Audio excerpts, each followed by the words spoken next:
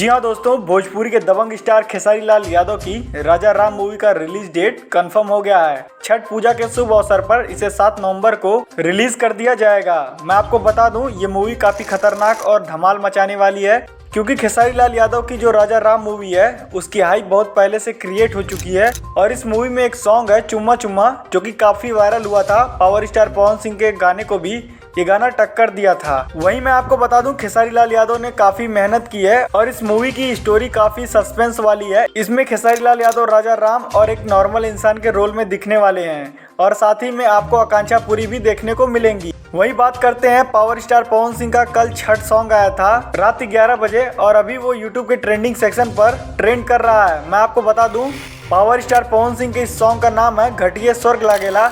मैंने आपको पहले ही बताया था, ये गाना आने के बाद ही ट्रेंडिंग सेक्शन पर चला जाएगा, क्योंकि पब्लिक इंतजार कर रही थी कि पावर स्टार पवन सिंह कब इस गाने को रिलीज करेंगे।